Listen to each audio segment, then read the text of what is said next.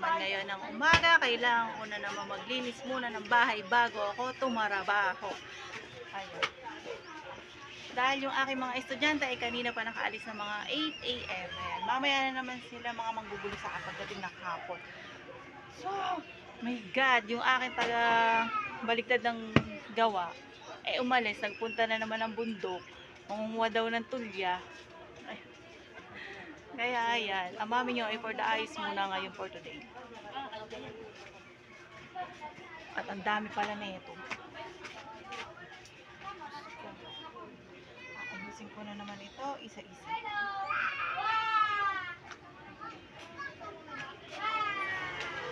Nag-aayos na naman ako isa-isa. Wala na naman akong katulong. Nag-iisa na naman ako ngayon.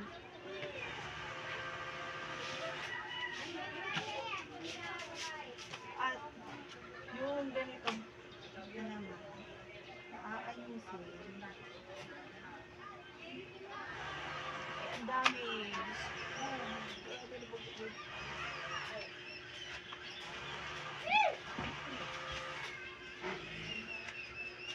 So, mamaya na nga lang ako mga tanghali mag-aayos at napapagod ako dahil maaga pa rin naman ako naglaba. At yung aking mga estudyante, mga nagpapahanap ng kanilang mga project, ako yata ang nag-aaral at ako naghahanap ng mga project. Hindi, joke lang. Mga nagpapatulong lang naman. Syempre, hands-on mom ako. Ayan. Hindi lang ako nanay na sabihin natin na full-time housewife. Hindi. Ako yung uri ng nanay na pwede ako maging kabarkada, pwede ako makakasama sa inuman.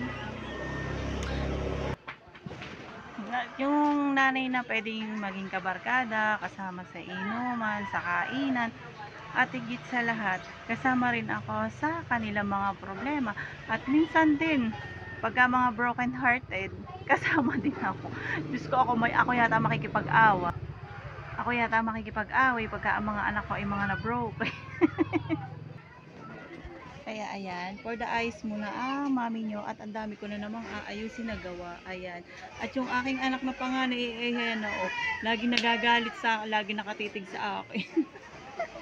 Ayan nyo, yan siya yung panganay kong anak. Yan yung 21 years old. At take note, may event sila ng Friday. So, kailangan kong iyanap siya ng coat.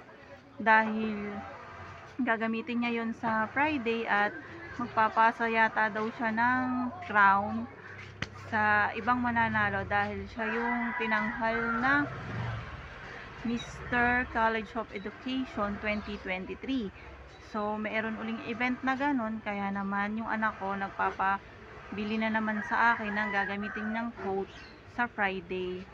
So, mamaya, siguro pagka nakapahinga lang ng konti, yun naman ang gagawin ko. Ang ihanap siya ng maiisuot na na coat. Ayan. Dahil magpapasa daw ng corona. O, diba? Like mother, like son. Ayan, so what's up mga kamami ko? Tapos na nga ako ngayong araw ng Miyerkules sa aking gawaing bahay at gawaing hanap buhay. Kaya naman ako ngayon ay magpapahinga muna ngayong araw dahil nga sobrang pagod na pagod ako kahapon pa dahil nung Martes kahapon sobrang hectic ang schedule rush. Dahil nga magdi-deliver, kaya naman ngayong araw, so pahinga muna kahit may trabaho. Kaya naman, yun lang po muna ang vlog ko for today mga kamami ko. At see you until my next vlog. Have a nice day everyone!